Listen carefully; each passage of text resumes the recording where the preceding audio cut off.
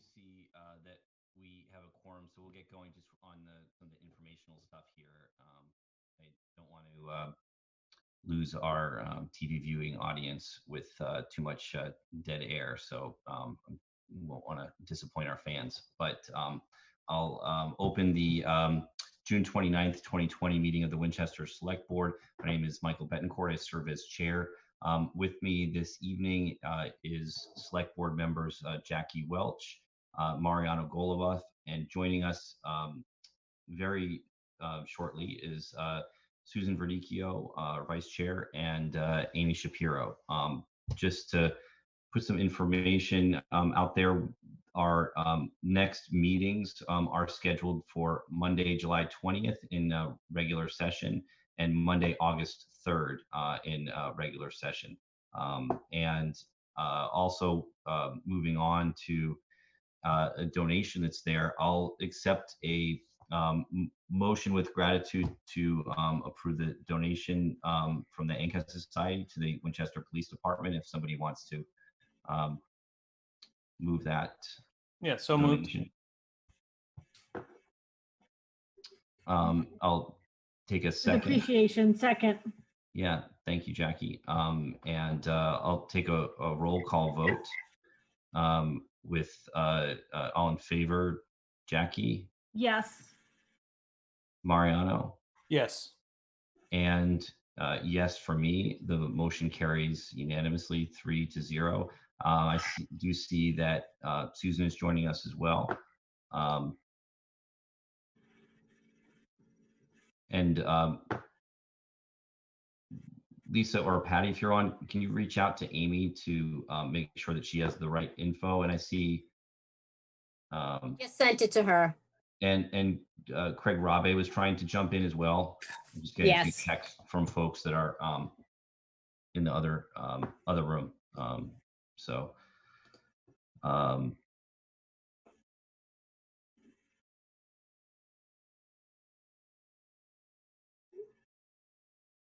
Lisa, I don't know if there was anything in particular, if you're there, that I know that you have limited time that you wanted to weigh in on while you're here.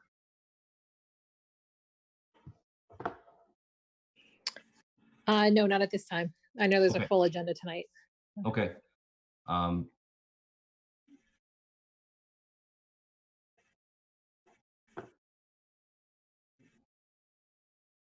Okay. So we'll jump into the agenda then, and I'll just try to see who is with us now, and Amy's there, so great. We're all here. I think that we have. I see Town Council is here. I think for the Mbta cost sharing agreement, and we also have the Clearway Solar agreement that we're looking at. So I think that we can start with those two. And I see Susan McPhee is here too. Susan, did you want to start with the discussion of the Clearway? Oh, I know I'm putting her on the spot, and she seems to be on the phone. We'll jump into the Mbta cost sharing agreement. Jessica, are you going to be discussing that with us too? So I'm prepared to speak about the Clearway contract and the solar contract there. I haven't been part of the Mbta discussions. Okay, great. We'll start. I think Susan is there, so we'll jump into the Clearway solar contract if we can. Okay, great. So I had shared some background information about energy in Winchester that we could just go over very briefly. This is about electricity. We overall spend roughly $2 to $2 million on power of all sorts, all fuels. And of that, electricity is about $1.2 million annually. of the electricity. There's roughly two halves of the bill. There's the supply side. This is not about the supply side. Supply goes out to bid, competitive bid, about every 3 years. We're currently with Constellation. So this is about the other side of the bill, which up till now we really have not been able to affect in any meaningful way. So the state retooled the solar program from SREC and created the SMART program that has an on-bill credit facility. And that's what we're looking at here. So we would be signing up as an off-taker in terms of our demand. We're just saying that we're always going to have this amount of demand that we are committing. So the company Clearway, who's developing this array, can say, yes, Winchester is worth X amount of kilowatt hours annually. And for that, we get about a 10% credit, which is always pegged to the G1 rate. So it's a constant 10%. It will not vary over time. I think those are the high points. And we just want to be able to hopefully act on this. These opportunities come up rarely because we're in the eastern zone of Eversource, and mostly our land gets used for housing and things like that. So there are a few arrays going into on some farmland outside of Plymouth and down towards the Cape, and we have this opportunity. So I encourage the board to take a look at it. Thanks, Susan. I know that a couple other communities are also engaged in this process, and some have already approved it. And I think this board has reviewed a little bit of the contract, and there were some questions regarding the cancellation fees and the termination fees. So maybe we could jump into that conversation, but of course, if there are other questions for the board. Sure. The background in other towns, Stoneham had their town meeting tonight, and that was actually the phone call. They just passed it in Stoneham. And in Natick, the select board, the town meeting gave their select board a thumbs up, go ahead for the same kind of thing. So we would be 3 communities participating in this development by Clearway. In terms of the termination fees that the board had questions with, we were, I think, really Clearway did a nice job of going back and taking into account the board's concerns. So instead of using a net present value calculation, they have a new proposal that's in the contract in front of the board that includes a 2-year lost revenue charge for in case of any termination. And I should start out by saying there's no history of any termination on the part of a municipality. So this is not a common thing. This would be an uncommon thing. Now, the 2-year equation is, and Jess, tell me if you're, if you agree with this synopsis. Clearway has structured the 2-year termination that if it's a default, they would keep all of the 2-year termination fees. If it is for convenience and we give them notice, it would only be 50% of that. So in essence, a 1-year termination fee. So that's far lower than the net present value calculations we were seeing in the original termination fees. So as an example, if we terminated in year 1, the original calculation was $5,800,000.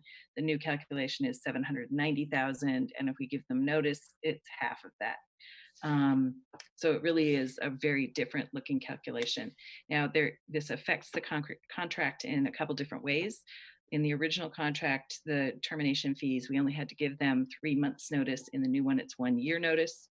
The savings will start later because we would be included in different contracts that would only come online in the beginning of calendar 2022. So we would, our savings would be essentially put off for about a year.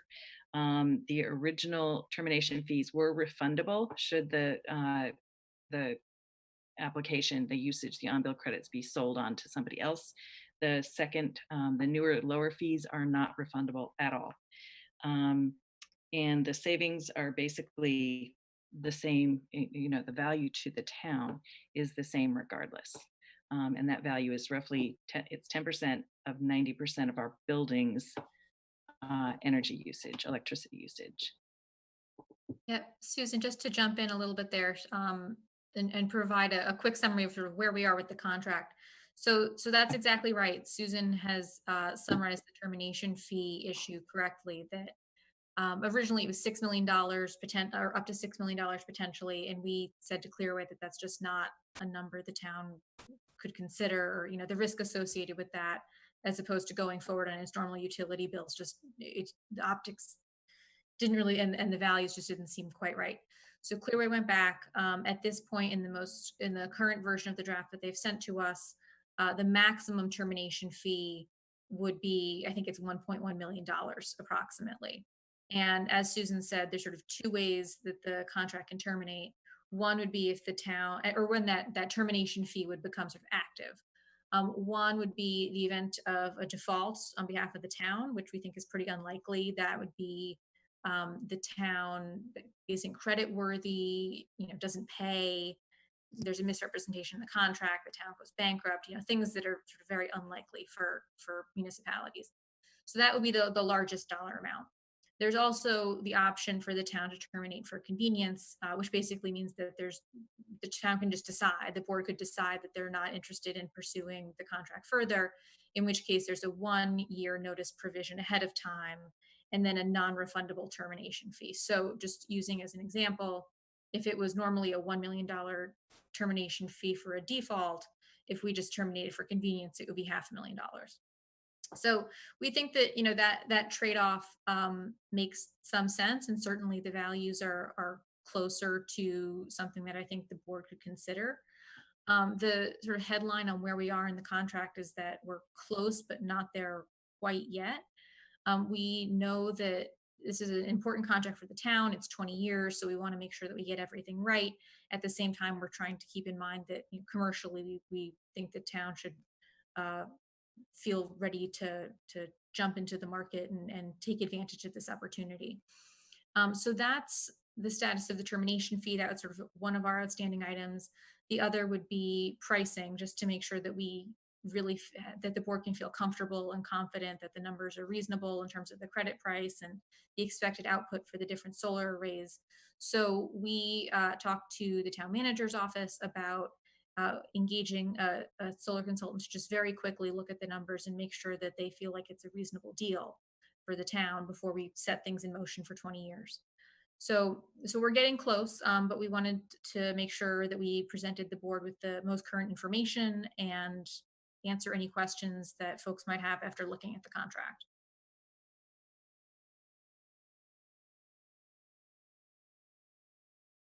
I guess I had a quick question. Thank you both of you for those excellent presentations and for all that detail. I was just kind of curious, and I apologize if it's sort of obvious, but if the town doesn't use the amount, based on what's been projected that manifests in this discount, I guess or if the town uses more, in any event, does the rate change? I can only speak to the usage part of that. I'm comfortable that we will always use this much or more. It's currently based on 90% of our usage in our buildings alone. So we also have usage at pumping stations, street lights, so forth. And I think our usage is only going to go up over time. So I don't think we would be in danger of ever not covering our commitment. Now, having said that, what would happen, Jess, I need to turn to you on that one because I haven't read the contract with that sort of pair of glasses on. Yeah, I think in that scenario, sort of the best plan that we can have is to make sure that the usage numbers that we're looking at are really sort of solid for the town. So that's something that probably the solar consultant will look at quickly. I can go back and look in the documents just to make sure that we're adequately protected. But as Susan said, I think the expectation is that we would continue to go up in usage or increase in usage. Okay, and just one last question, if I may. So I'm sure it's on the minds of everyone on the board, but do you get a sense that our energy use is, dare I say, decreasing? So that's a great question. We've been trying really hard to decrease our usage for a long time, as you know. So I don't see any magic bullet out there that's going to help us suddenly use so much less of electricity. In fact, projections are, since we're trying to diminish our fossil fuel usage, that anything we can do to take our heating load from fossil fuels and put it onto electricity is a positive step. So my projections are actually that our electricity usage will go up, not in a small way, but in a big way. Because if we, for example, build a new Lynch, instead of putting in an oil boiler, we are likely to do air source heat pumps, which are electric instead of, oil or natural gas. And if we put the whole load of the building onto electricity, that's only going to be a really like a net gain to the town's usage. As a pullback view, the state of Massachusetts is projecting that we will, the whole of New England is projecting that electricity load will go up 50% by 2050 because of the move away from fossil fuels and towards electrifying heat. Sorry, just to finish that though, but ideally, because of the alternative energy sources, even if the electricity use goes up, we'll be able to sort of self-generate ideally to capture that difference, like say, for example, solar panels, et cetera. Correct? Yeah, I don't think we have enough space on any of our roofs to, 100% cover the usage within any of our buildings. The towns that are eating into it that way have open space and they're able to build big ground mount arrays. Just one other quick point on that. So I think Ms. Welch is right to point out that there's sort of what we can do for town-owned properties, town solar on town property versus the credits here. And we have tried to factor that in. I know, Susan, you looked at, when you were doing the usage calculation, you were looking at what other solar projects do we have as town-owned coming online that were already decreasing some of that. But so there is some balancing, I think, that will have to be considered going forward as to if there's a solar project on town property, how that will interact with this contract. But I think that it's manageable. Okay, Susan, thank you so much for, and Jessica, for going back. And I know for me, the large termination fees were the biggest issue in the original proposal. So I think the new termination fees are make more sense. So I'm fine with how it is.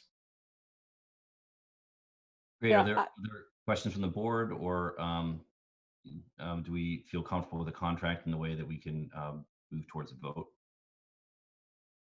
Yeah, I was surprised that Clearway, could see its way clear to changing the termination fees, because I know there are a lot of layers in this arrangement. And I was thinking in terms of the termination fees for the solar panels on the town buildings, like on the schools. But now that with the different proposal with the lower fees, I'm reassured that that's more in line with what we have and what we're looking at. And this project is different from the solar panel projects, that we're actually housing on town buildings. This is just a financial arrangement. So I'm encouraged, and I think we should go ahead and do this. Yeah. So I guess I'll make a motion to approve the Clearway Solar agreement as presented, with termination fees based on the 2 years of lost revenue, the lower termination fees.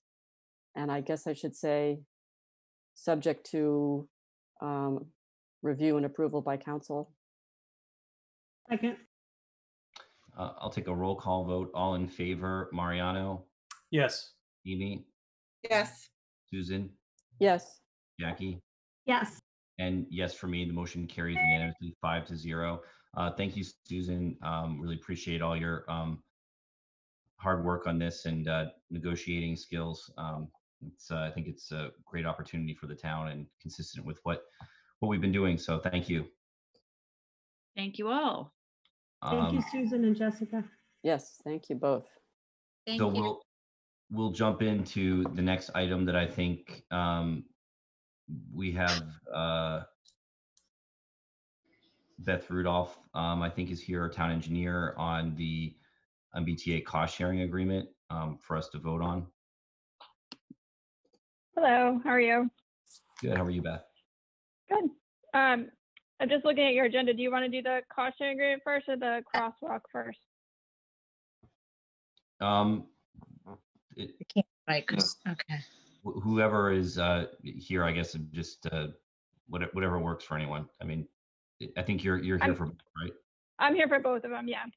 Okay, we can just jump into the cost sharing agreement, and then we can go to the other Okay. crosswalk piece. So this is kind of looping back on the conversation that we had with the board at your last meeting. Mark Toogood and I talked with David Anderson, who's been very helpful on the working group. And I put together a draft letter for the board's consideration for the items that we thought were worth cost sharing with the MBTA for.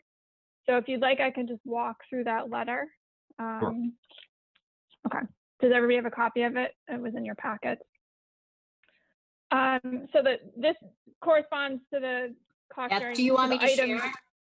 I'm sorry. Yeah, if that's helpful for people. So the numbering here corresponds to the items that were given to us by the T for the cost sharing. So the first item that they had included was painting of the pedestrian tunnel. So that's the tunnel that connects the Arizona and the Waterfield lot. They had put a cost of $17,500 on that. In talking with Mark and David, we thought that was a fair cost, and probably the town ourselves couldn't do it for less. And also, since the town doesn't own that property, there'd be an added layer of,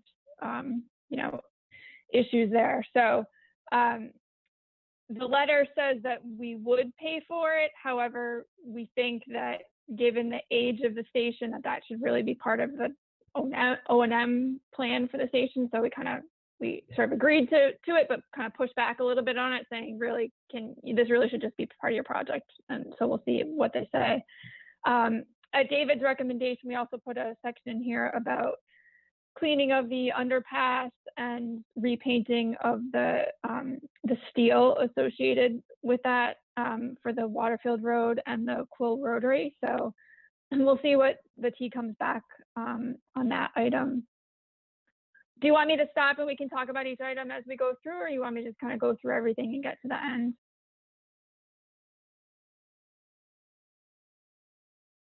You can keep going, Beth. Okay. If there are specific questions that the board has or anyone, then they can kind of jump in as we go. Okay, sounds good.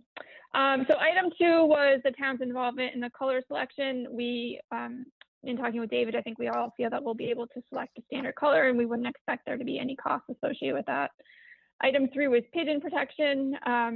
Obviously, I think the town believes the T could come up with a better plan than just the netting, but I don't think any of us feel like that's something that we're interested in paying for them to upgrade. Item 4 was the granite cladding at abutment. So this was really, we posed back a question to the T. So there's 2 areas where the plans show granite cladding.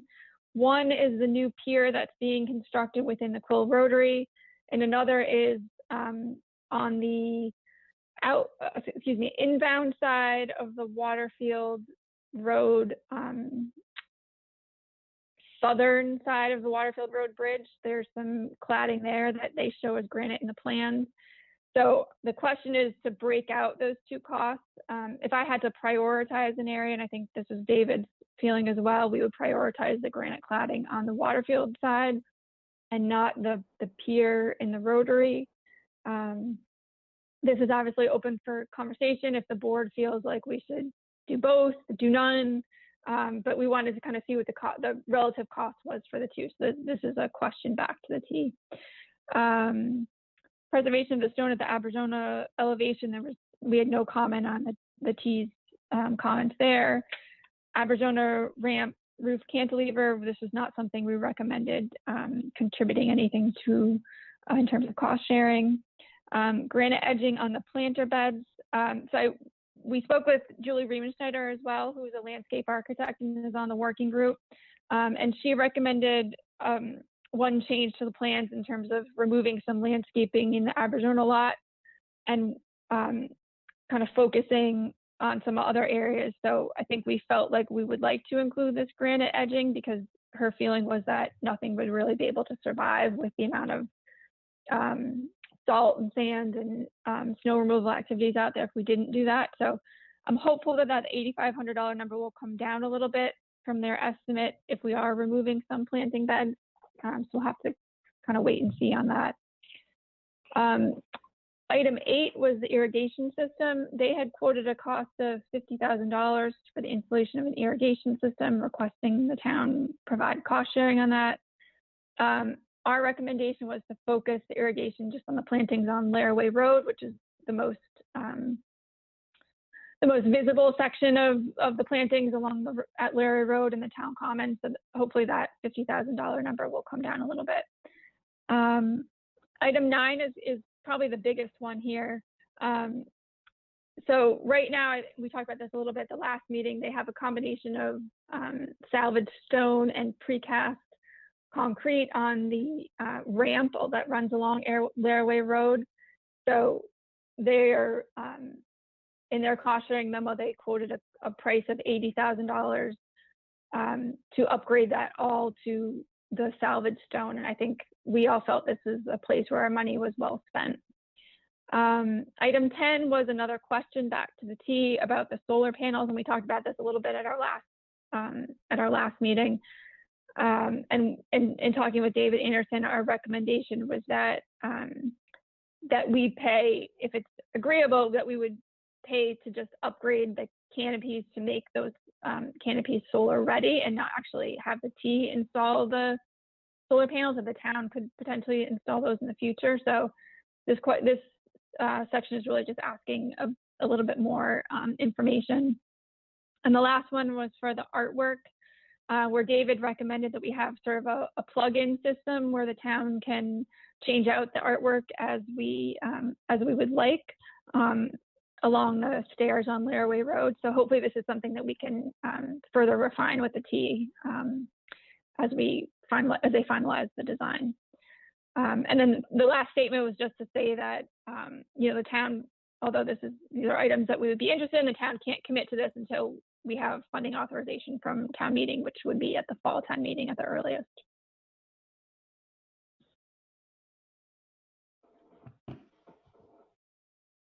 Any questions, members of the board or anyone else? We do need to vote on this tonight. Is that correct, Beth?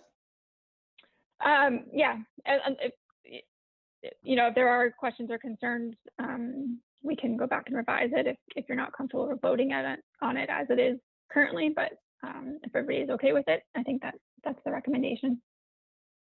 Beth, this is Amy. What's the next step on this once the letter's turned in?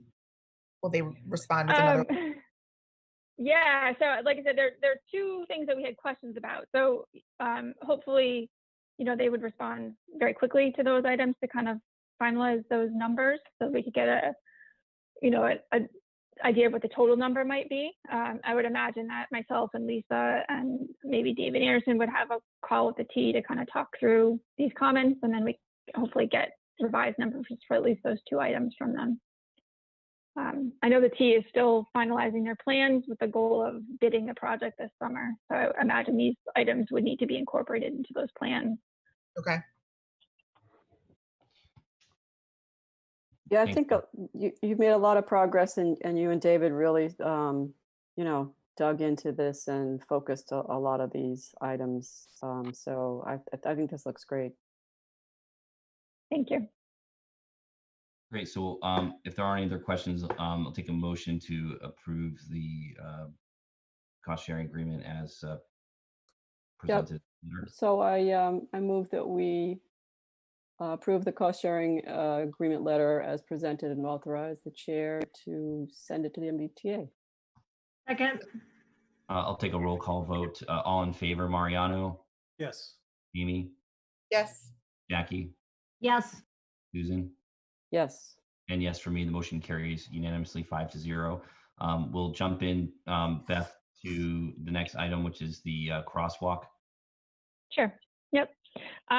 So you may recall maybe a month and a half or so ago, the board authorized us to hire a tool to look at the installation of our crosswalk on Waterfield Road, where the Tri-Community Bikeway ends and the sort of the non-tri-community bikeway walking path along the post office, between the post office and the river, come together. Right now, there's no crosswalk at that location, and the folks have to go down the sidewalk to the crosswalk at Mystic Valley Parkway and then back up. So Tool completed their analysis, and their findings were that because of the geometric improvements that we're doing at Mystic Valley Parkway and Waterfield Road, there will, under those post-construction conditions, there'll be sufficient sight distance for folks to be able to stop in time to see people in the crosswalk. So their recommendation was to install a crosswalk, or it was safe to install a crosswalk there at that location because of those geometric changes that we're making. So we would recommend that we have the contractor who's currently finishing or in the middle of the bridge work at Waterfield Road, that he install those 2 handicap ramps and paint the crosswalk as part of his project. There'll be a loss of probably 1 or 2 parking spaces once we kind of map everything out under the final condition. But I think it provides a safe crossing for folks so that they don't have to kind of go down to the corner and come back up on the other side of the sidewalk. And there's some potential new parking with the work on Mystic Valley as well, right? Yeah, so I think we'll be able to add a couple parking spaces closer to Mystic Valley Parkway, and we'll probably end up getting rid of 2 spaces as a result of the new crosswalk. So we might, in total, we'll probably gain a few and lose a few. We might have a net loss of 1 or 2 spaces. What about, would it be feasible to put a race crosswalk there instead of? Yeah, so that is something we talked about, because I know it was a concern that the board had brought up last time. I think it's something that we could do as a long-term project. It's not something that we would be able to do as part of the bridge contract. So in the memo that I had put together for the board, with the kind of attached to the Tool report, in talking with Tool, we estimate that would probably be between 15 and 20,000 for design of a raised crosswalk or a bump out at that location. Part of the reason is that we have to go back to Concom because it's in a resource area. And then probably construction is somewhere between, I don't know, 60 to 90,000, which I know seems like it's really on the high side, but it's because of the drainage. The reason that we're redoing the bridge right now is because of some drainage issues. So we have to be very careful about how we handle drainage on the bridge with a raised crosswalk kind of impeding the flow. So altogether, I think it's definitely something we could do, and we could put in a capital request for it if it's something the board would like to see done, but I don't think it's something we could do as part of the bridge contract right now. And I mean, do we lose anything by making the ramps now and then we decide to do a raised crosswalk? I guess the additional cost of covering the ramps to bring the crosswalk up to sidewalk. Yeah, I mean, the ramps are probably installation are probably, you know, $5,000 to $6,000 in the meantime, and then obviously those would be taken out if it was raised. But in the short term, that would be the kind of the cost to do it. Okay. Are there any other questions on the crosswalk? I think this gets us a resolution to a real safety concern in that area quickly, and we can have an ongoing evaluation to see if a raised crosswalk is a good idea there, and we can put it in the capital queue because I think it is a little bit more expensive of a fix. So we can kind of have 2 separate tracks if it's the pleasure of the board.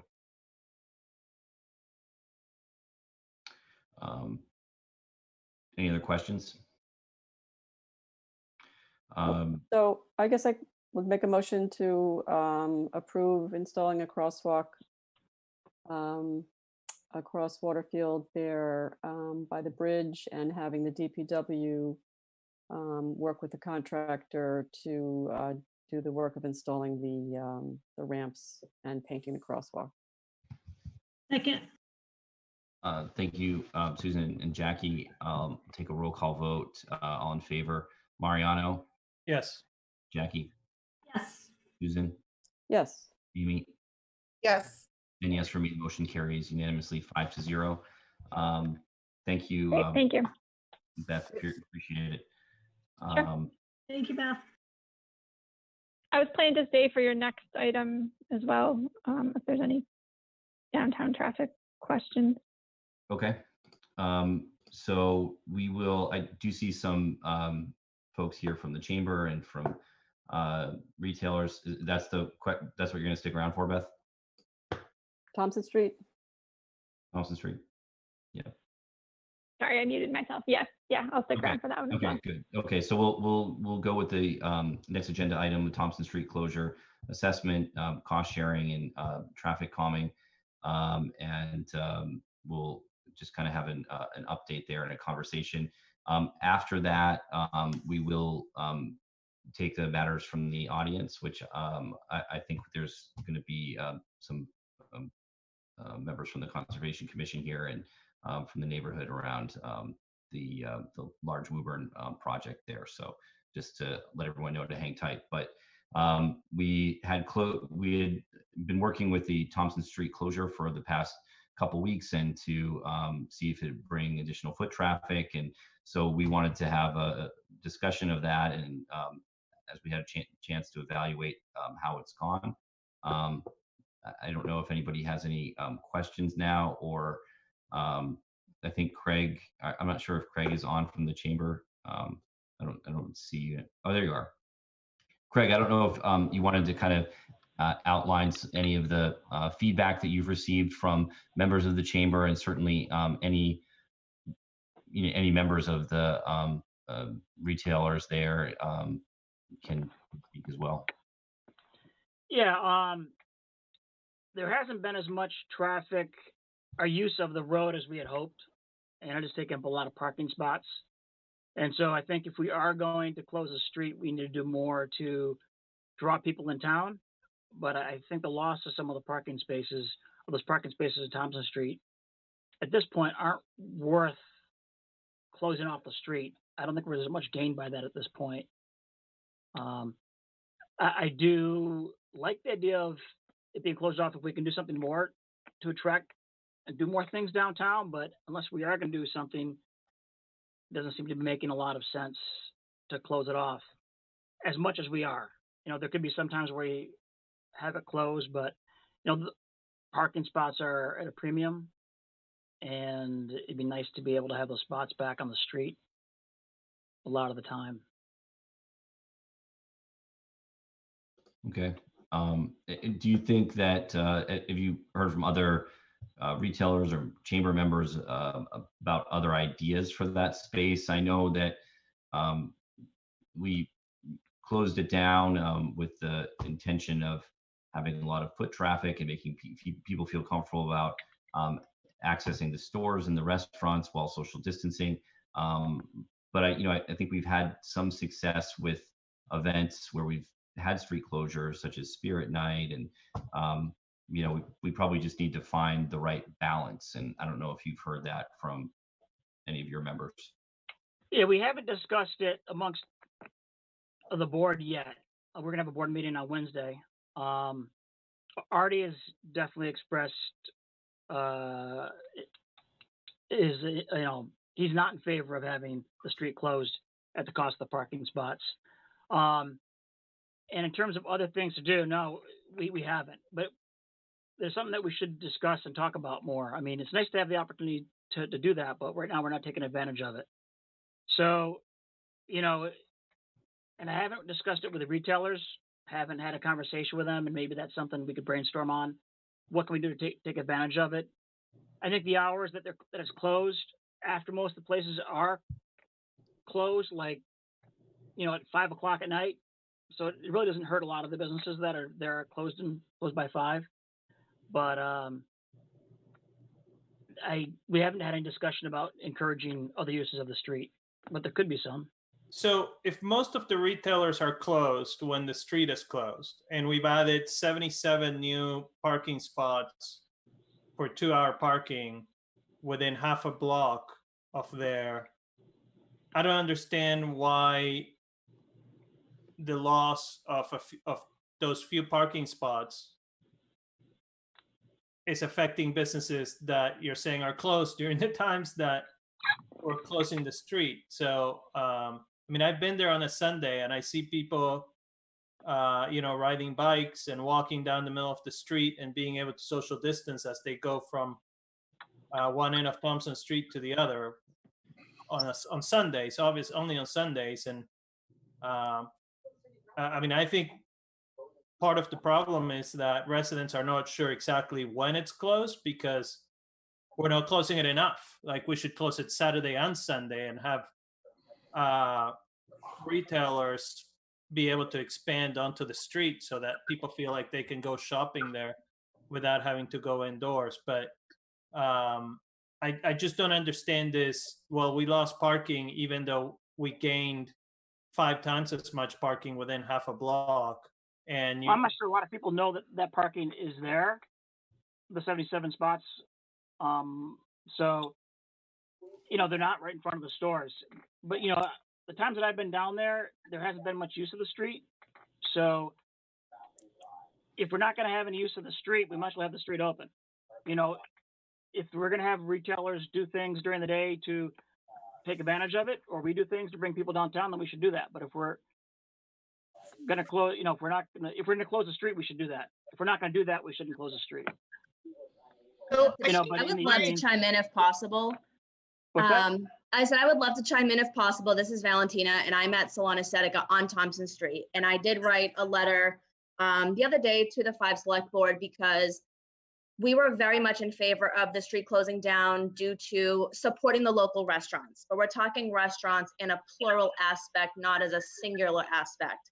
If the spot was going to go on to Thompson Street and actually use the road, I would totally be in favor of the entire street being shut down to be able to promote that business also. But right now, Thompson Street, we all need the business. Between anybody that's on the street in general, I know we could use the parking spots in front of our place. You have, half the restaurants are open until 4 or 5 p.m. in the evening. So all morning and all day, those spots are being taken up that are not even being used. The street is not being used while we're closed. And we're actually open until 8 p.m. at night. So I know that the street for us, we could definitely use it. I don't know about the other stores. I know some of the other stores are also open at nighttime. But I mean, Sunday, I agree that the street could be blocked off the whole day because a lot of the retailers are closed on Sundays. And I was actually brainstorming with another business today saying that maybe the farmers market could be on Thompson Street on Sundays to really promote the center and have people be on the street and make use of Thompson Street because people are very confused of the hours Thompson Street is supposed to be closed. I know I had confusion and sent an email to Lisa Wong because I had one notice from the select board, one from the chamber, one from the DPW, and one from Winchester Police with all different timings. So that was a huge confusion in what Thompson Street was going to be closed off at the time. But I know for us, I mean, that's 17 parking spots we could use. And now with Waterfield being shut down and half Aberjona being shut down, everybody's being booted to a different lot. And I don't think that's necessary. I think there's better ways to really make use of Thompson Street being shut down if that's the case. But I would say 5 p.m. and on is definitely doable. But right now the street's being shut off. I have 4 spaces that could be used up and then 3 blocked off because there's cones being put on the 3 parking spots near the post office that are not being used, period. So that's 7 spots that could be used on Thompson Street.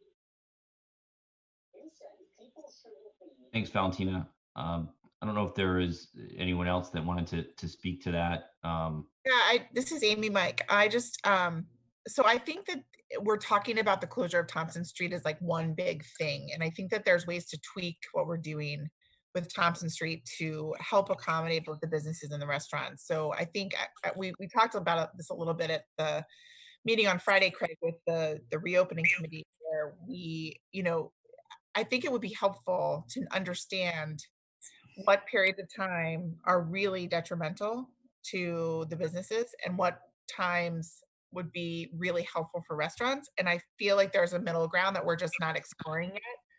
So maybe all day Saturday doesn't make sense because I know Valentina, I know Salon Aesthetic is open on Saturday. So maybe the hours on Saturdays need to change. I just think that it doesn't have to be a one size fits all, like all or nothing. I think that there's opportunities to look and figure it out. And I know that that might confuse, you know, as Valentina was mentioning, there was some confusion about what the hours were, but we can work on that, and we can work really clearly with the chamber and with the police and DPW to really get that message out. But I don't know. I don't think that it has to be an all or nothing fix. I agree with you. I think we should definitely promote everybody and find a way so that way we can all benefit from Thompson Street being closed, and not just the people on Thompson Street.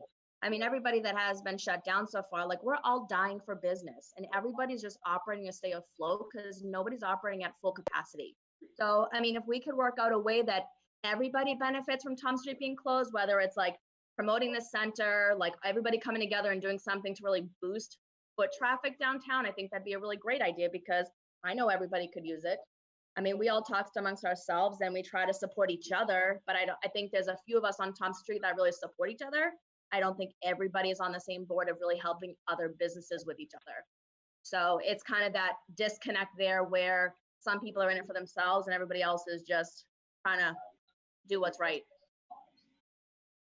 This is Artie Bennis. I was wondering if I could just say a few words.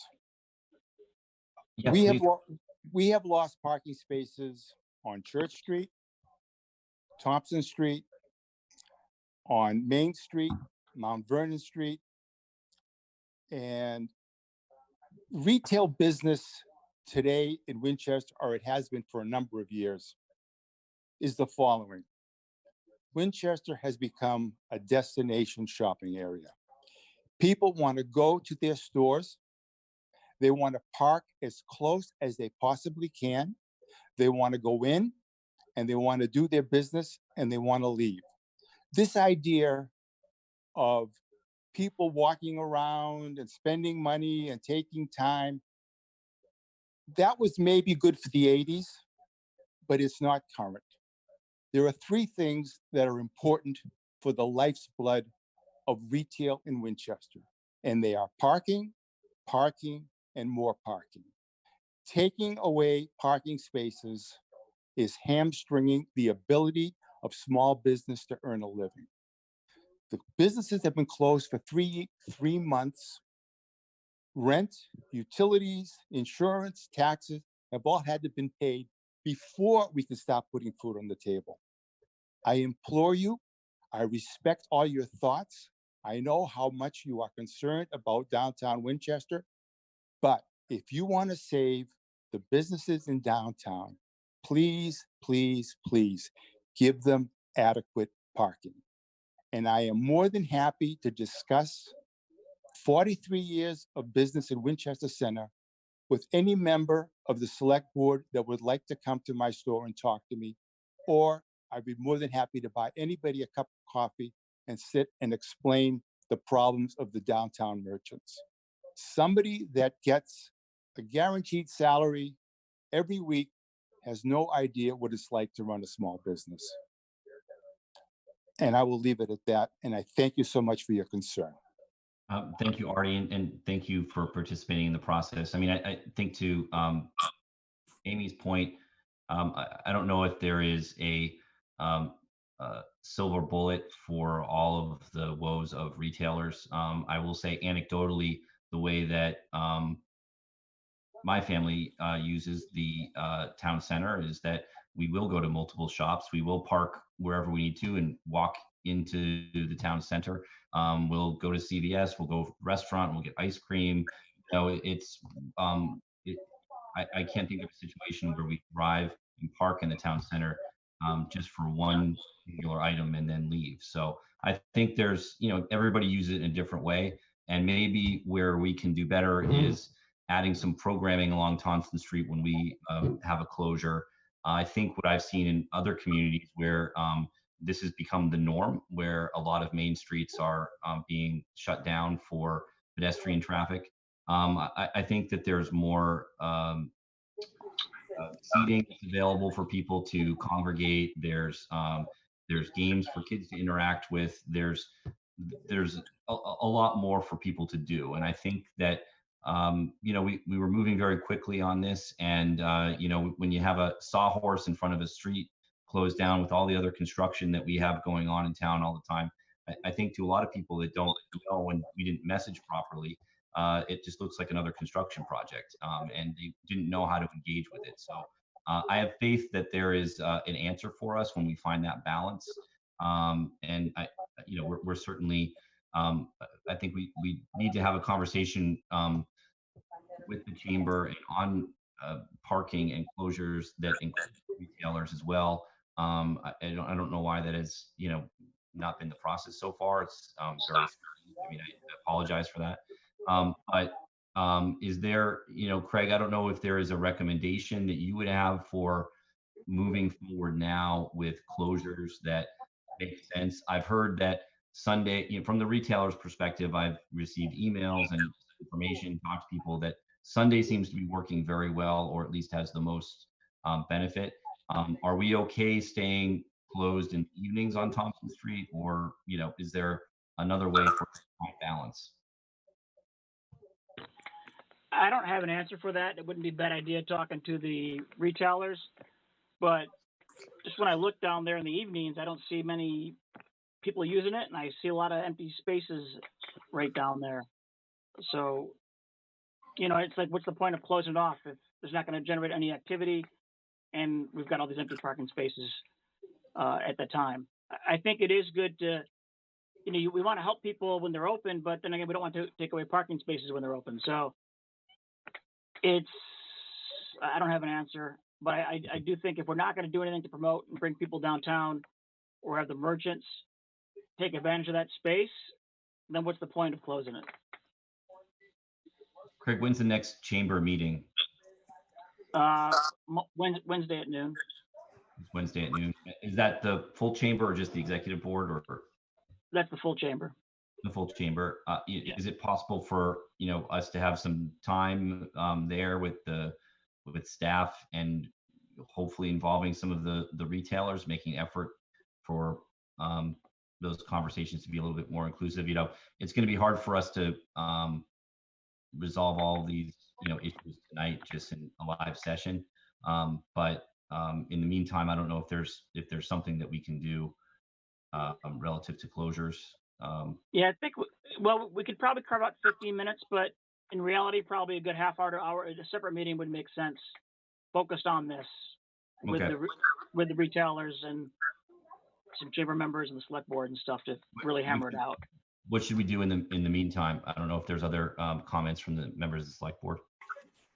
I have one comment, and it's just kind of a small thing, and I'm not sure how to do this, but if we could publicize the parking spaces in the Aberjona lot a little bit more actively, that people know that it's very close to Waterfield, very close to Thompson Street and to the center. I don't know how you get the word out about those, and it sort of replaces the spots that you're losing on Thompson Street, as Mariano pointed out. But just if anybody has a great idea of how to publicize that, where to put a sign up or something like that, I think that'd be really helpful. Thank you. I just wanted to add, that's a great point, Susan. And I just also wanted to, as the board recalls, the idea was to get more data so that we could sort of analyze this, and it would be an evolving process. So it's helpful that we've, made a decision to try the closing of Thompson Street, a few weeks ago, obviously. And so now we have this additional meaningful data. And I also want to thank Artie and also Valentina. Valentina, your email was so articulate and helpful to have that perspective as well. So I think that we always sort of view this as, let's try it and then see what happens. And so now the idea that Claire was indicating is that now we're going to try to analyze that and see what makes the most sense moving forward. I do think that the sort of granular detail on in how many retail businesses are open or closed is kind of relevant, because while we thought there might be more activity in the evening on Thompson Street, if it's diminishing the restaurant use because there's less parking, particularly for restaurants that aren't right near there, such as restaurants on other streets in town center, then obviously that's not what we intended. So I guess I follow the chair's lead in trying to figure out what the next step is. We analyze this data and make sure certainly everyone in the chamber knows that the board wants the businesses to be successful. And so we just need to come up with exactly whether we're closing Thompson Street, we're closing it on Sundays, whatever it is we're doing. Parking is obviously always our constant challenge that we always appreciate feedback from so that we can continue to try to work through solutions on that. Thank you.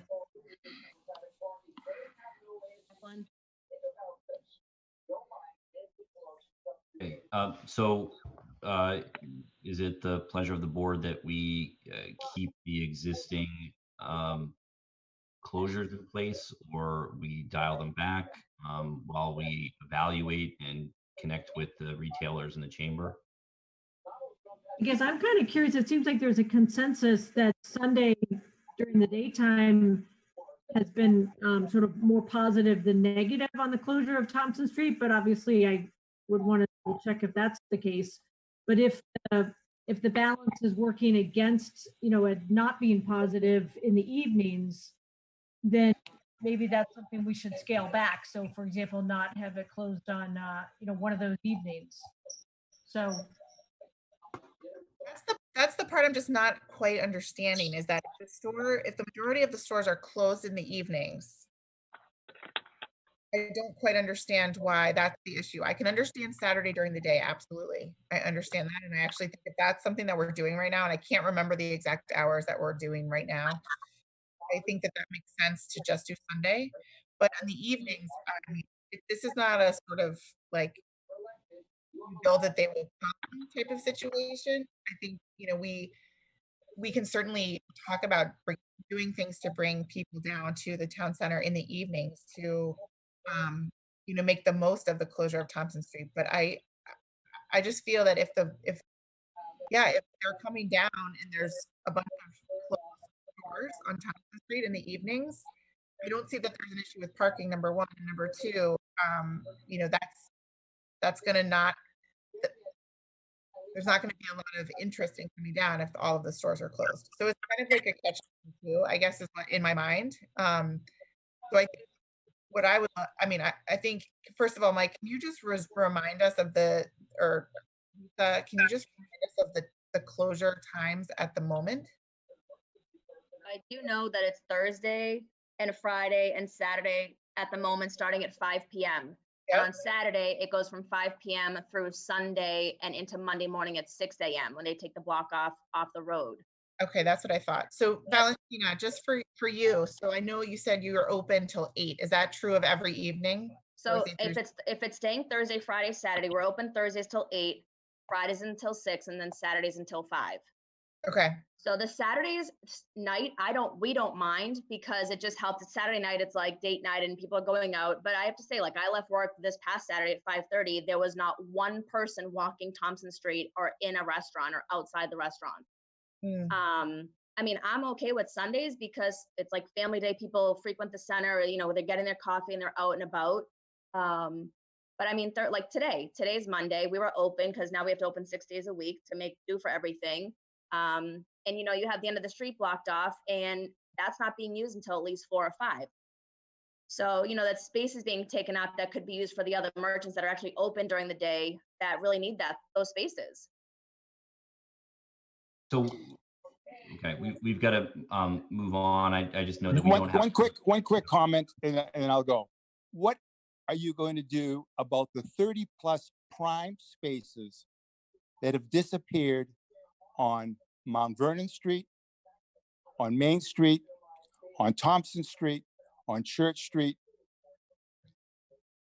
Those are prime retail spaces that are gone. And I repeat it again, the nature of retail in Winchester is a destination. If somebody wants a watch battery, they're going to drive down. If they can find a place to park, they're going to come in. If they can't, they keep on going. And this has been going on for years and years and years. We've had a great system. The past couple of years with the 1 hour parking has been absolutely perfect. People can get in, people can get out. Business has been great. now with what happened with being closed for 3 months and now losing all these prime spots is definitely hurting the small retailers of Winchester. Okay.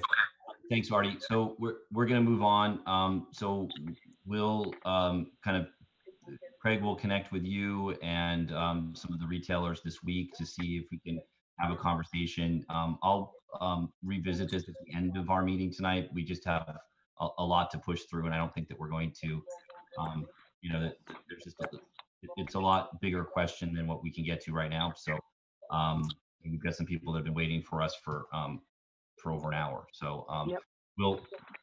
we'll revisit this again at the end of our meeting to see if there's anything that we can tweak on the schedule, based on the hours and based on the existing closures. And then we'll come up with a more kind of formal analysis before our next meeting. But thank you everyone for coming for that part of the conversation. We'll pick it up at the end.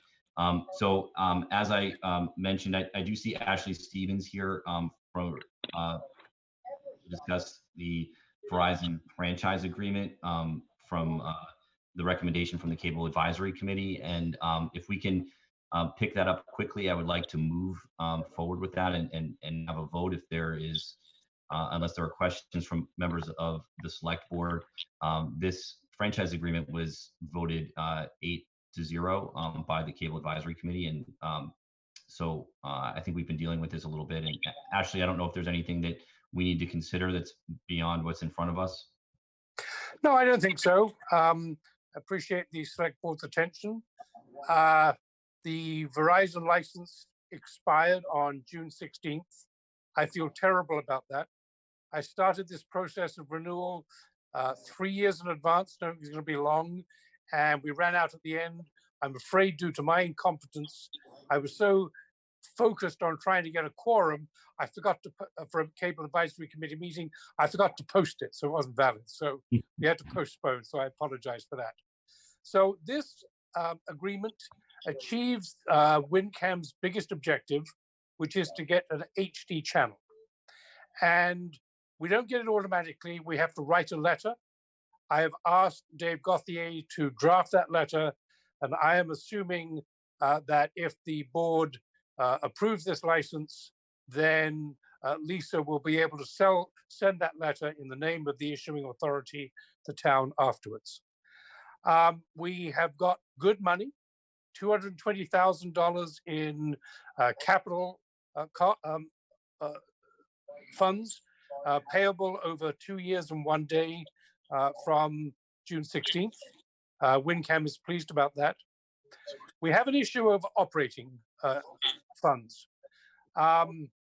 Verizon has read the Comcast agreement, which is currently 3.625%, and they didn't want to pay more than that.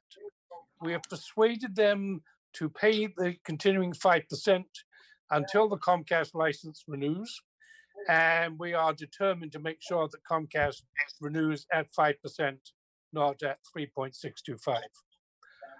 It is a 5-year agreement, so I'm afraid this cicada of a committee will only be able to fall to the forest floor for 2 years, not its normal 7 years after this. They can give notice, I think 2 years and 3 months into the license, and we did insist on 9 months notice. If you just think about the logistics of if they terminate service and their 3,300 subscribers all want to transfer to Comcast, how fast can Comcast install new customers? Because they can't just take over the Verizon wires because it's a fiber optic and Comcast uses coaxial. So we fought hard for a longer notice period, and we got 9 months from their final 6 months. Beyond that, I think it's a good license agreement. Bill Solomon fought very hard with Verizon on the detailed language regarding, what is revenue to the town, etc. And as you noted, Michael, the the Cable Advisory Committee recommended it 8-0 to the select board. Great, thank you, Ashley. Are there any questions or comments before we vote? Before that, Mr. Chair, I just wanted to take the opportunity to thank the chair of the Cable Advisory Committee, Mr. Stevens, and his great committee. And I'm sure I was speaking on behalf of the board because they worked tirelessly on this. And as many of you know, there's a lot of detailed provisions. Thank you. And I want to acknowledge Jackie's active involvement with the committee. It's been most appreciated. Yeah, thank you, Ashley, for all the work you and the committee have done here. I have a question on when is the Comcast agreement due? That expires, I think it is September 20, the middle of September. Okay. And so we are actively engaged in them. Their initial proposal was 3.625%, and we propose ignoring that. All the comparable licenses they've done, I've looked at them all since they've done since January 2019, and they're pretty much all at 5%. All right. So if we were able to bump up the Comcast to 5%, then the Verizon would stay at 5%. We wouldn't have an Correct. issue. Correct. Okay. Thank you. Great, thank you. I'll take a motion to approve the Verizon franchise agreement as presented and approved and recommended by the Cable Advisory Committee. So moved. Second. I'll take a roll call vote. All in favor, Mariano, Yes. Jackie, Yes. Susan, Yes. Amy, Yes. and yes for me. The motion carries unanimously 5-0.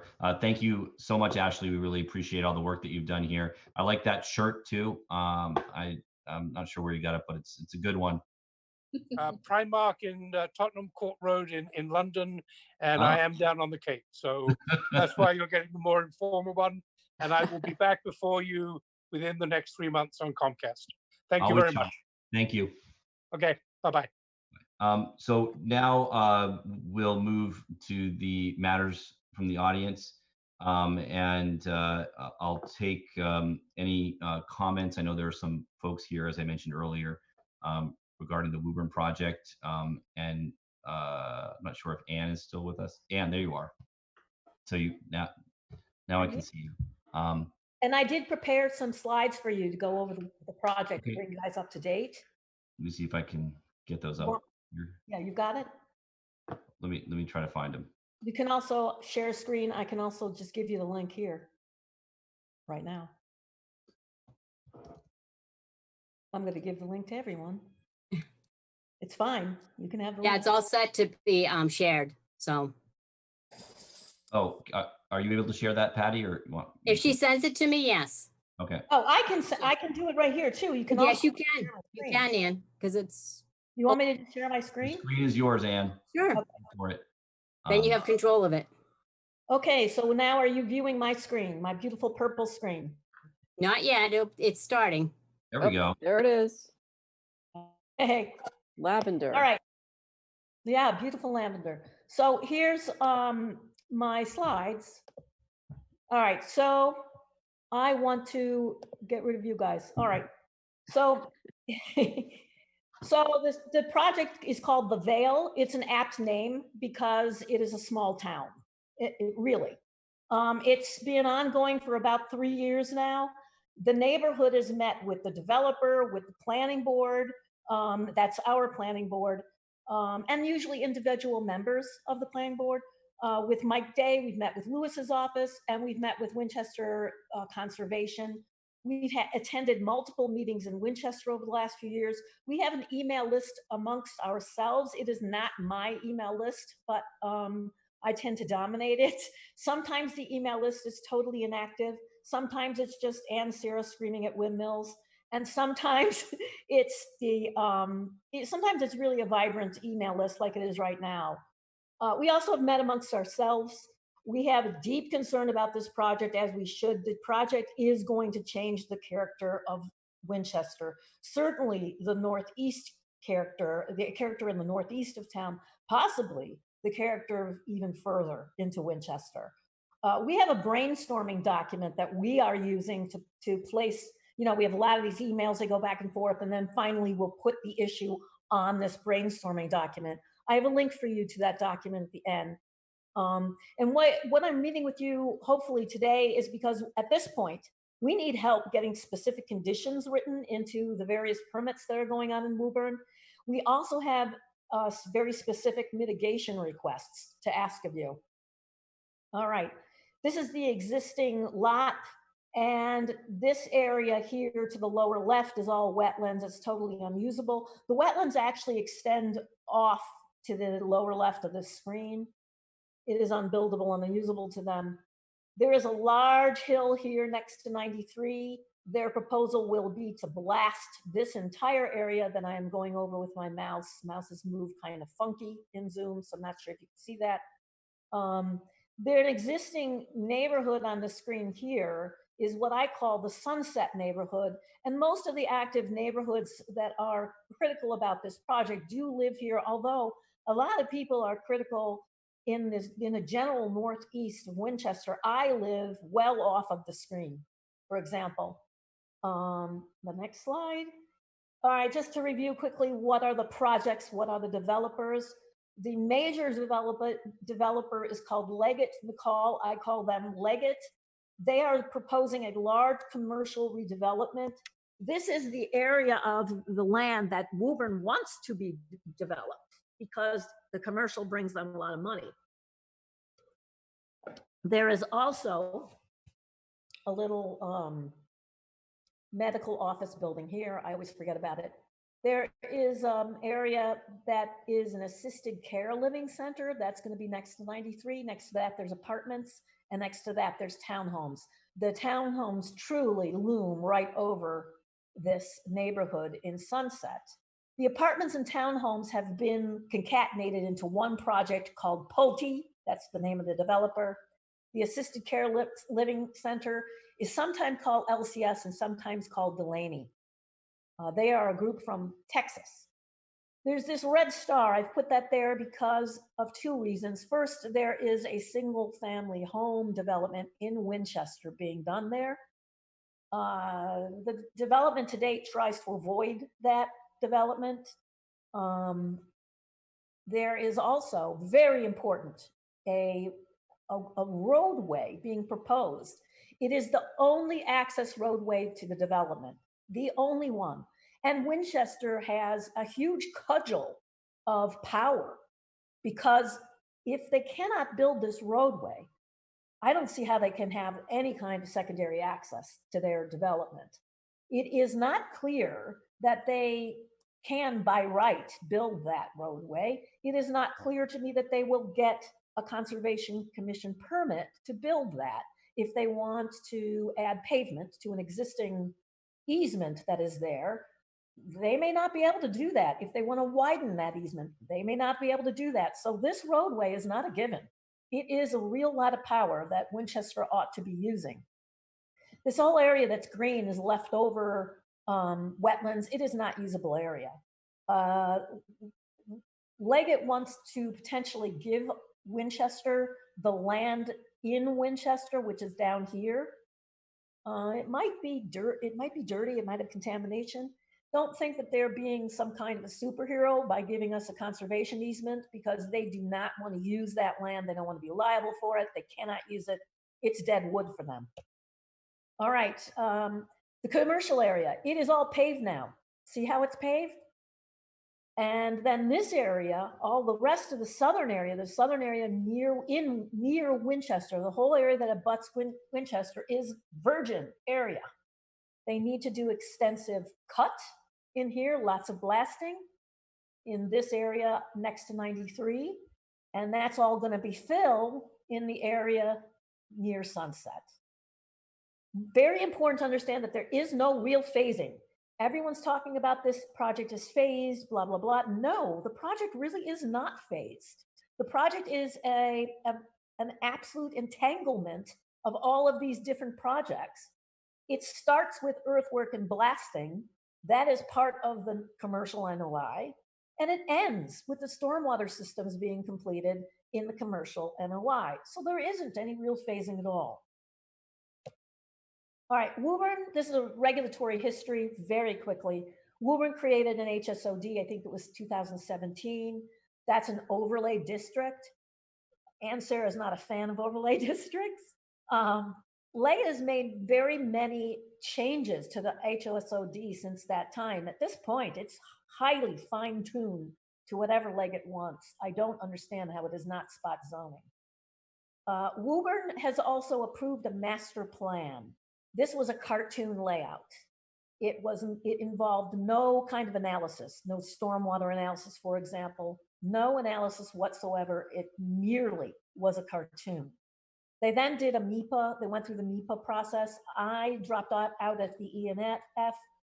MIPA is no kind of approval in the MIPA process. It is merely a collection of information. So that's very important. In a lot of things that I'm reading, a lot of submissions that I'm reading, they say, our prior approval, that's all false. There was no prior approval. Right now is when actual permitting is taking place. And permitting is very, very confusing because there are two concurrent permitting streams. One is going through city council, one is going through city council. That's the site plan review. And this is happening on multiple projects. So there's site plan review of multiple projects at the same time. There is a concurrent permitting stream going through Woburn CC, and that's their wetland stuff. And that is also multiple projects going through Woburn CC, but it is not easy to follow. The projects that are going through CC may or may not also be going through site plan review. So it's a mess, very difficult. The next milestone is site plan review for Pulte and LCS Delaney. These are both the projects that abut Winchester, very important to us. So I'm really hoping we get as many people as we can get there on July 7th and get prepared beforehand. Their Woburn CC is also imminent. Our neighborhood concerns, the primary concern is, and always has been, that there be no access from Sunset. This is not resolved. We want no emergency access. We want no construction access. We want no pedestrian access. It's a little controversial, but the reason why we don't want pedestrian access is because everyone's convinced that if there is pedestrian access, everyone will just park on Sunset. In their respective site plans, Pulte and Delaney are asking something very strange, and this is important right now for you guys to understand. They are creating very strangely shaped lots and claiming that these lots have legal frontage on Sunset. So I've colored in, this is the assisted care Delaney lot. You see how strange it is? It is up here against 95 is where my mouse is moving. Hopefully you can see that. And then they have a very strange strip of land that abuts Winchester and dumps out here on this yellow colored area, which is Sunset. They are claiming that the legal Sunset, the legal frontage to their lot is on Sunset. Then they turn right around and they say that they need a variance not to use this legal frontage as access to Sunset. Well, this is sneaky, and I think it's because a variance is not some kind of an edict that says you shall not use access onto Sunset. It gives them the option of using, right, the option of using their legal frontage. So I really, really need some help with this, legal help, any kind of help we can get, because we do not want frontage on Sunset or access from Sunset, but also because this may have legal ramifications for Winchester. If there are legal frontages in Winchester, does that mean that Pulte, which also has legal frontage on Winchester, can send all their kids to Winchester schools? Let's endeavor, if we can, what kind of legal ramification does this have? All right. Okay, the biggest concern is probably water after access. It's probably water. As you must be aware, our area has terrible stormwater and flooding problems already. Our stormwater system is inadequate. Our flooding problems are so bad that whenever flash flood goes into effect, we see the Channel 5 truck on Brookside. It's pretty bad.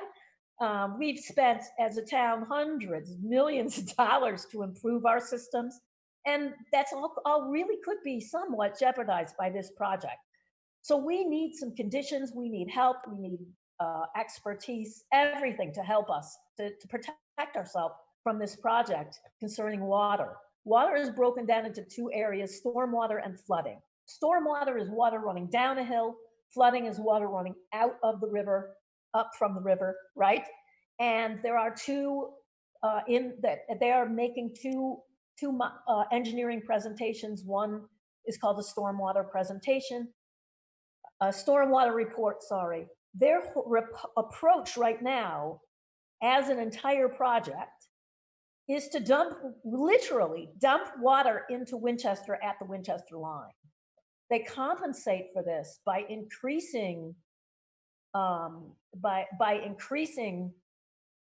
haven't written this right, I have to read this. They compensate for this in the north part of the development. So in the south part of the development that abuts Winchester, they increase their runoff. In the north part of the development, they decrease their runoff. And by decreasing it in the north, increasing it in the south, overall, they have no increased runoff. Whether you look at their projects as individual projects or as an overall project, they're dumping water into Winchester. This stormwater approach needs peer review with Winchester's perspective in mind. So I hope that Zeke will later discuss this more. But we are asking, please give us some stormwater review expertise. They need flooding review. They have presented some studies. They aren't ready to arrive certificate, but close. What they really need is something called a CLOMR, a conditional letter of map revision. It's required federally. Massachusetts on the whole doesn't do CLOMRs. Any way you look at it, just like we need stormwater review, we need this flood model review. All right, so we are asking for that. Another thing we need is protection against abandonment. Right now, I talked about how there's no real phasing, but we have things like, are they going to really build an assisted care living facility in this age of COVID? Are they going to come through with all these Pulte homes? It's daunting to follow the dual stream. What is saying is that Leggett, first and foremost, is going to blast and do major. Both Rainey and Pulte with protection against this. So we're going to ask your help in watching over that area. We also need help with this obnoxious looming character of the Pulte project and the apartment complex. Basically, what's happening is they're building 10 to 20 feet retaining walls all up against Sunset and on abutting Winchester. Again, what they're going to do is blast and cut next to 93 and fill in next to Sunset. And the resulting project is just going to loom over Winchester. And we really need help. But no variances for any retaining walls. In order to build that looming character, they have to have variances. We're going to say, come on, no variances. There's got to be a limit to what you do. You've already made SOD. You promised us that the underlying zoning would pertain, and now you're trying to throw out the underlying zoning. We say no. They also have this very obnoxious stormwater basin at the very bottom of their project. It immediately abuts Winchester on two sides, and it is horrible. It's ugly. It dumps water into Winchester. It's a 1940s stormwater design. Basically, what they need to do is all projects at the south of their project, all projects that abut Winchester need infiltration basins, not this giant dumping basin. They need infiltration systems. So we want no stormwater basin. Thank you, Anne. I think that there are a couple other members from Conservation Commission. Our town engineer is here as well. There are lots of things that are not conservation related that are very quick. Can I go through them? No. Okay. So, sorry. I know that we've made you wait, but I'm just going through, I'm just letting you look at them. so we And we are, had mitigation requests. and so we are looking to hire a consultant for us. Yeah.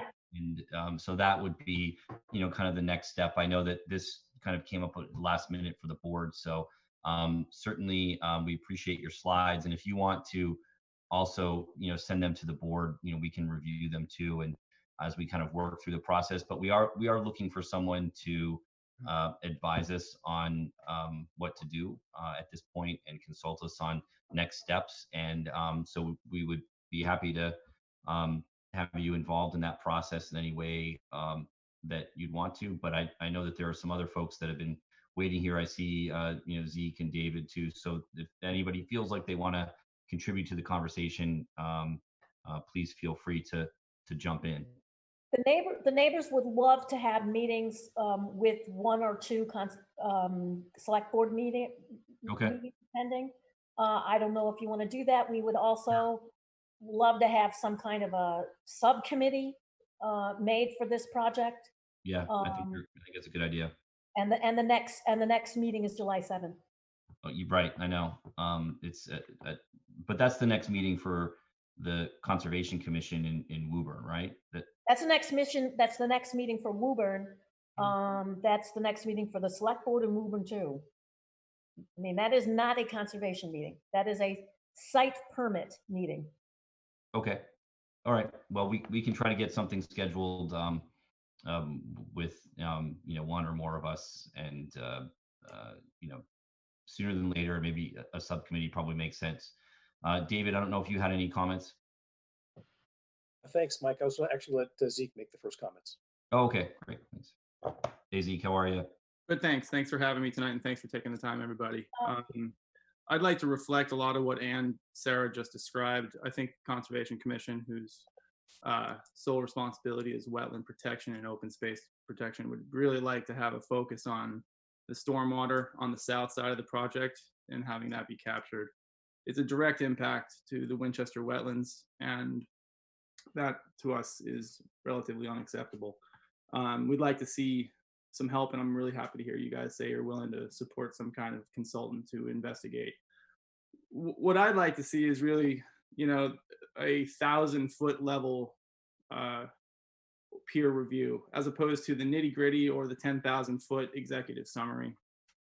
And I think that high-level peer review should be submitted to Woburn to instigate a full peer review paid for by Leggett McCall. I think that the floodplain and the fact that there's no necessary no-rise certificates that are being considered is concerning. We want to make sure that they're really following the Massachusetts laws. So if there's anything that we can have you guys support so that we can get some early information on the overall project and force Woburn to really consider this as a larger project, not just individual divide and conquer NOIs, I think that would be really great. Also, the fact that, the Winchester's just accepted a climate action plan, and that green infrastructure is really something that's significantly missing in this project, and it would be really nice to see this aspect at least integrated into the overall commercial district, and because it has such a large regional effect, not just in Woburn or not just to Winchester. So I'm very happy to hear that you guys are considering a consultant, and we'd appreciate if Beth Rudolph, if she is so willing, could manage that process. I think that it'd be in good hands with her team of experts. So thank you. Thanks, Zeke. I don't know if there are other comments, or David, if you wanted to weigh in at all, or anyone else, or Beth, if you had comments too. Thanks, Mike.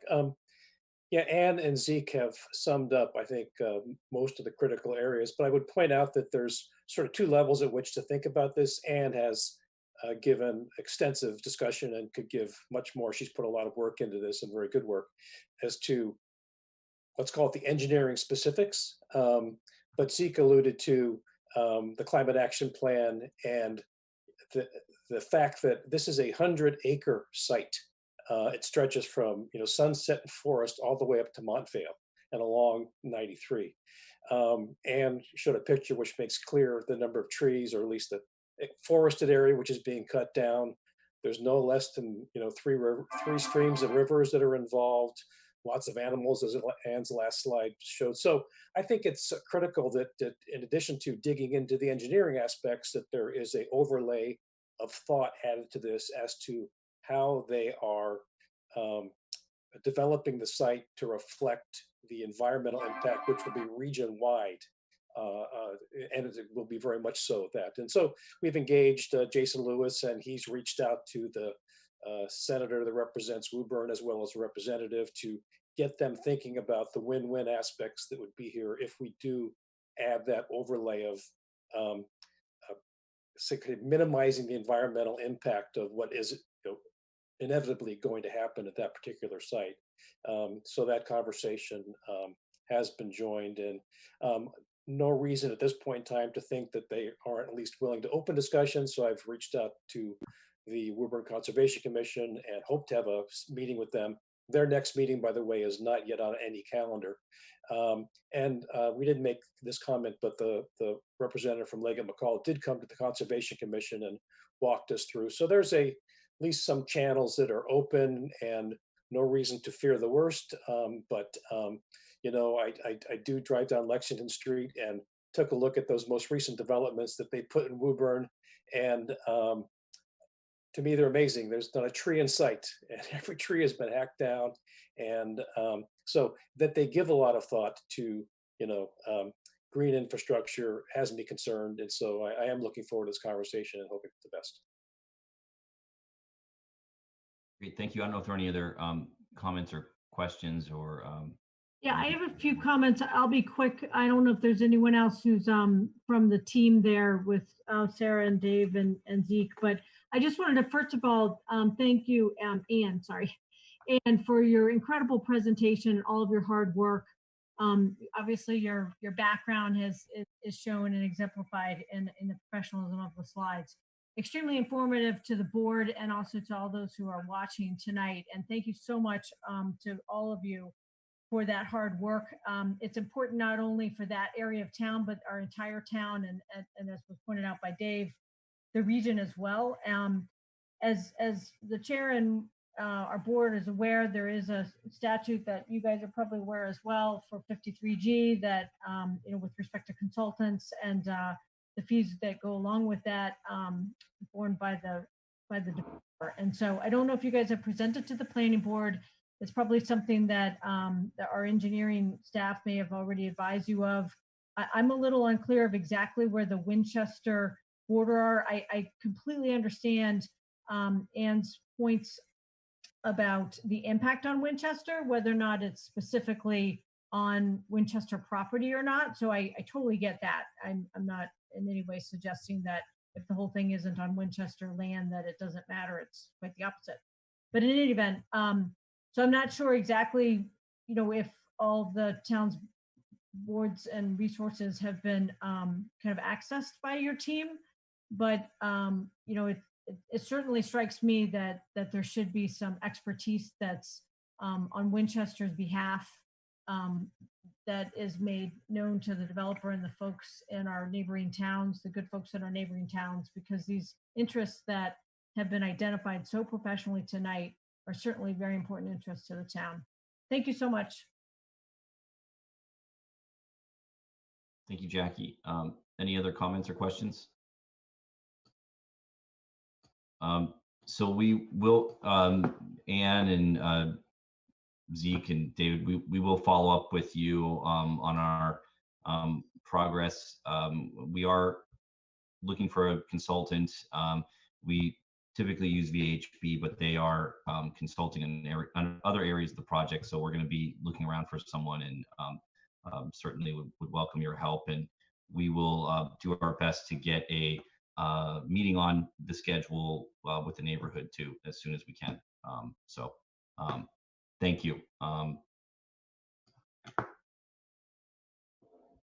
Let's see.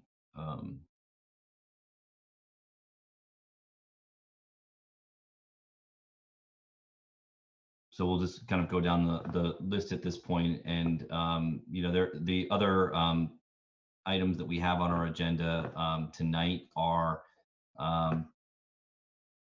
for discussion purposes mostly, so we can push some of them off. We do have to schedule our work plan session, a couple of those over the next month or two. I also have, just to give you some insight, regarding item 6 on committees and commissions. We've been talking about over the past couple of years of how we're kind of lacking a lot of policy around our committee structure, how our appointments work and all that. So I think we're looking to clarify some of that policy that we have and update it and make it work for for the select board and for the other committees as well. So some of that will take some charter changes, and even if they're just tweaks, just something that we need to get in the pipeline for town meeting. I don't know if there are any questions or comments on that, but I can just move that to a later agenda. Mike, it's Susan. I'm wondering if the town clerk might have some insight on how to go about doing that. Maybe some kind of task force or committee that she would be on as well. Right. Yeah, I think that we had talked about that. It probably makes sense for a couple of us and to be working with the town clerk to kind of weigh in, because we're always kind of chasing her down and asking her what's happening here, what do we need to do, and so hopefully we can put that. So if anybody wants to be a part of that conversation, let me know. It's something that we need to get working on. I have received, and the town's received several complaints about yard maintenance and noise. I know with everybody being home, they probably experience that now a little bit more than they had in prior years, but we had a construction ordinance that was put in place, I think a year or two ago at town meeting, which limits construction start times. And so I thought it maybe would be in line with that to discuss yard maintenance, not prohibiting people from doing, from contractors from doing yard work, but for turning on machines at a certain time. I know I've seen some pictures and noise levels people have sent to me that 5:30 a.m. that machines are starting, and it's a little bit it's a little bit early. So something that maybe we can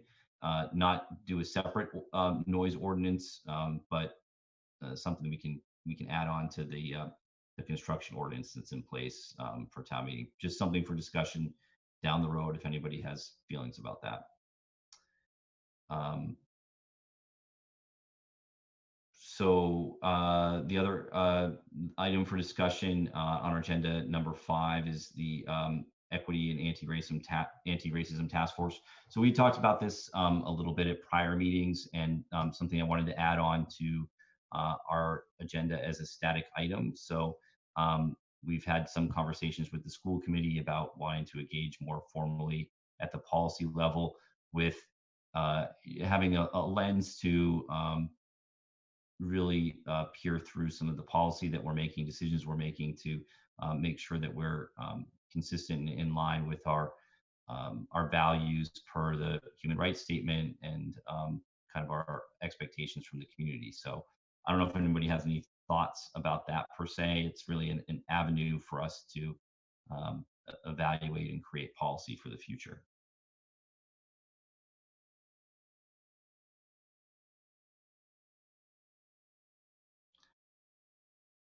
Okay, so the next item, so we've got to figure out scheduling a work plan and working discussion for the select board. And I think that's going to be a separate meeting, maybe on a Friday at some point over the next couple months. So I'm not sure what everybody's schedule looks like, but we'll circulate, you know, a potential scheduling for everyone and see what everybody's availability is. But these would be separate meetings that would just be working sessions with us on those particular issues, creating a work plan and value statement. So it probably is going to be a couple meetings, as I said, over the next couple months. So we'll circulate schedule requests for everyone, see what it looks like. Were there any other items on the agenda? I know we've got one item on the consent agenda, but I didn't know if there was anything else substantively that the board had or wanted to discuss.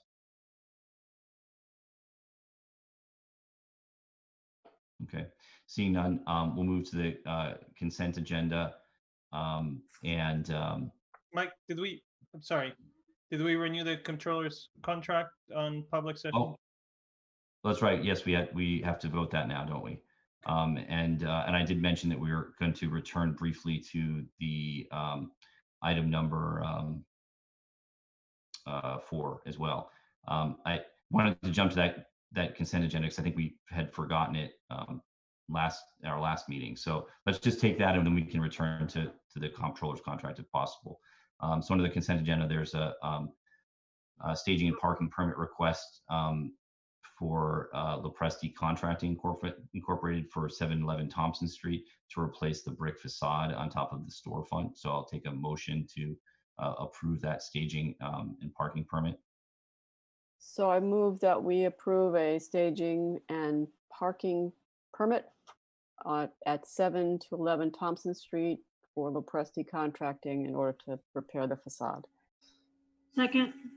I'll take a roll call vote. All in favor, Mariano? Yes. Jackie? Yes. Amy? Yes. Susan? Yes. And yes, for me, the motion carries unanimously 5-0. Now, thank you, Mariano, for catching that. We'll return to item 8 on our business agenda to renew the controller's contract, and I will take a motion to that effect. So just a question, would we be renewing the contract with a salary adjustment? Yes, based on what was Okay. presented. So I move that we renew the controller's contract with a salary adjustment of 13%. Second. All in favor, Mariano? Yes. Jackie? Yes. Amy? Yes. Susan? Yes. And yes, for me, the motion carries unanimously 5-0. Thank you. And so we didn't get to everything that I wanted to discuss on the Thompson Street closure. I think we're getting to the point where it's a little bit difficult to be managing the changes to the town center with different parking and closures and things like that. So we'll have to take a look at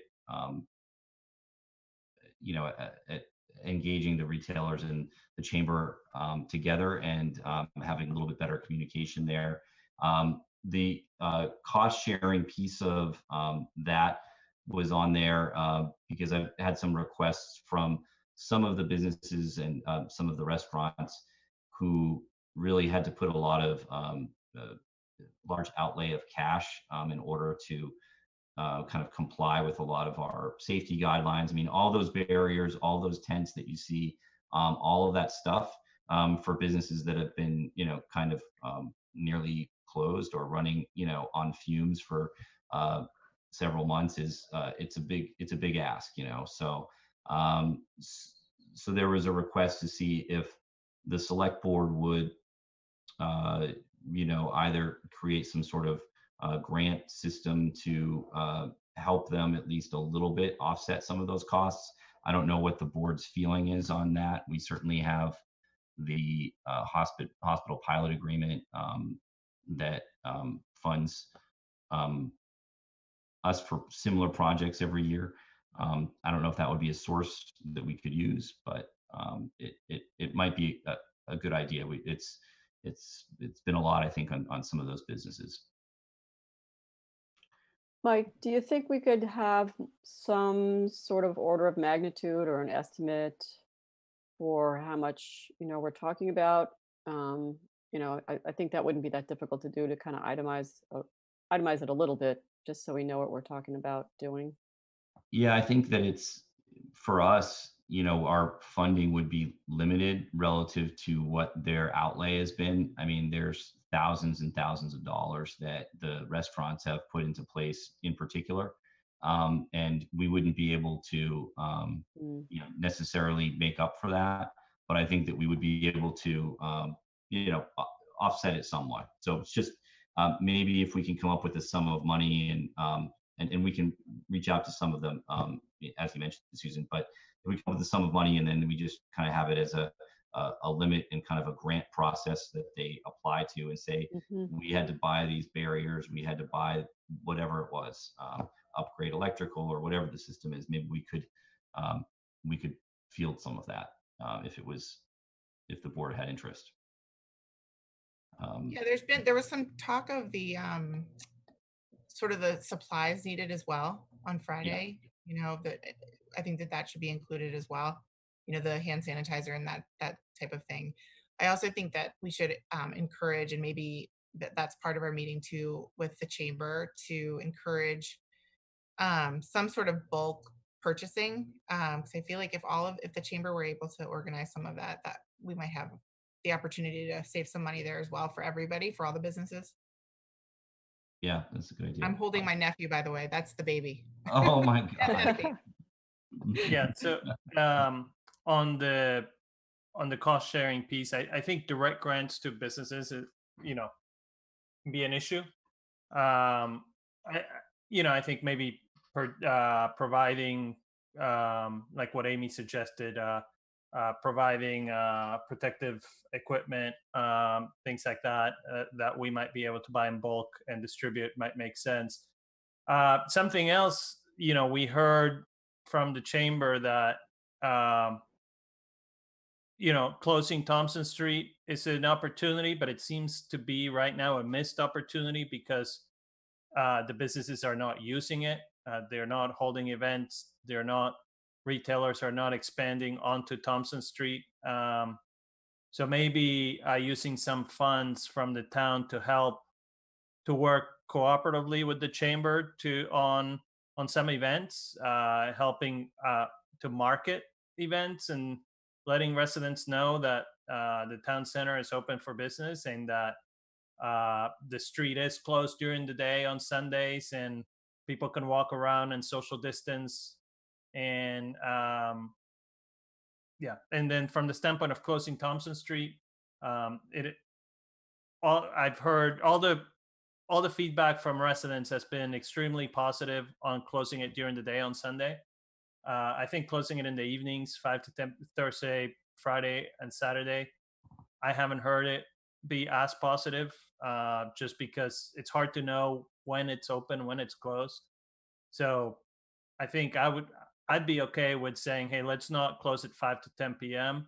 Let's just close it all weekend and see if we can work with the chamber to get the retailers to get their wares out onto the street to open up. Because I've heard from residents who say, hey, we go down because we know the street is closed, because we know there's outdoor dining, and then we walk by and everything's closed because it's Sunday, right? So I think there would be a lot more customers for the retailers if we were if residents knew, and if we had a campaign to let them know that, hey, it's closed all weekend. I know that's not the case right now, but if it was, I think that would get them more customers, and maybe publicize the parking situation. That way people know exactly where to park. Yeah, I think that sounds good. So would it be to close Saturday evening through Sunday? I mean, I think a lot of the businesses are open on Saturday during the day. So I think that if there was some plan of having the retailers open up onto the street, and if we had a marketing plan cooperatively with the chamber and a parking map and signs, I think that the funds that we have would be well spent to put up some big, blue parking this direction, and some marketing around, come down to the town center. There's, every Saturday there's a mini town day kind of thing, not town day, but there's activities, and you can walk outdoors without having to be, everybody packed together into narrow sidewalks. Yeah, I And think that makes sense. I like the idea of expanding the farmers market on Saturdays. If we're going to do Saturday, I'm just concerned about on Saturdays about the salons, because they are open, and that is one of the businesses where I feel like parking is important, because they have some elderly customers and that sort of thing. So I do want to be cognizant of that. But I just wanted to mention that. I think getting rid of Thursday and Friday night makes sense, though. Okay, and what we can do maybe is ask staff to work a little bit more closely with the chamber and the retailers there to come up with this plan. If there's a cost involved, we know this works in other places. We've seen it. It's just kind of the territory that we're working within has been a little bit more difficult, and I think we tried to shoehorn it without really having a plan in place and hoping that people would catch on. And I think that because we have so much construction going on all the time, I think people didn't think that a road closure was anything beyond another one of our construction projects. So so maybe we can do that. So if there's consensus of the board, maybe then we will remove the closure on Thursday night and Friday night, if that's what you were thinking, Mariano. Yeah, I mean, like I said, the feedback from the residents that I've gotten is, let's close down Main Street too. No, yeah, right. But what I've heard from everybody is it would be good to have it closed down both Saturday and Sunday. But yeah, I haven't heard of anybody going at night 5 to 10 p.m. So I'd be fine with that. If that helps one that is open until 8 p.m. on Friday, then I'm happy with that. Okay. I think we should definitely get feedback from the chamber before we close on Saturday. I'm not necessarily against that. I just think that there's a lot of different dynamics that, as the chair indicated, we don't necessarily have time to fully analyze tonight. As Amy was indicating, with respect to salons, obviously they can't bring their services out onto the sidewalk, so they can't necessarily benefit. It sounded like earlier this evening, that that's one of the sort of areas where it's more of a negative. But putting that aside, I think there's also a question that the chamber has raised previously about, if we're closing one street, what impact does it have on the other streets in town center? And does that become a negative because then they have more traffic? But in any event, against anything, just want to make sure that fully analyzed by the chamber. Okay, so does that plan sound like it works for everyone?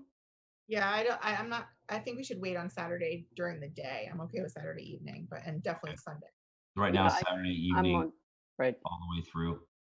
Right. Yeah, I'm sorry. I didn't suggest that we should vote to close on Saturday now. I think we should work with the chamber and the businesses to figure out, hey, if we close all weekend, like, does this give you an opportunity to open up? And what can we do of joint marketing and getting more people and look at the examples that other towns and cities are doing to bring people to the town center and get them away from Amazon, because that's what it's competing against, right? It's Amazon. It's not that people are driving to the mall. There's nobody at the mall either.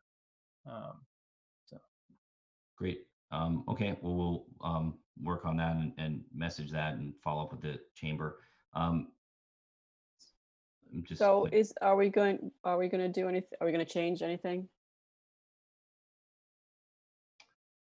So yeah, it seemed like that we're going, the plan moving forward is going to be closure for Saturday night through Sunday.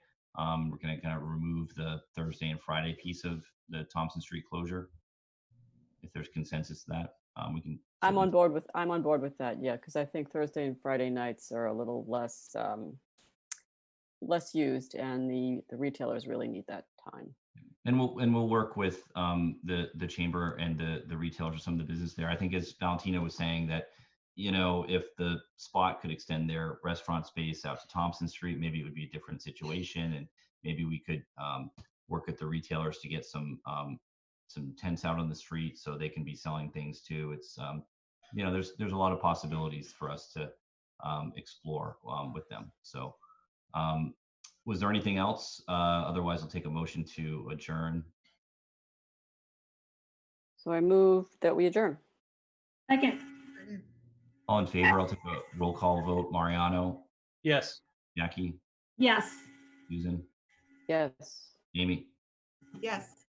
Thank you, everyone. Thank you, WinCam, and thank you for a long meeting tonight. I appreciate everybody hanging in there. Thank Thanks, you. Mike. Good night, everyone. Good night. Night. Congratulations, Amy, to your sister. Oh, thank you.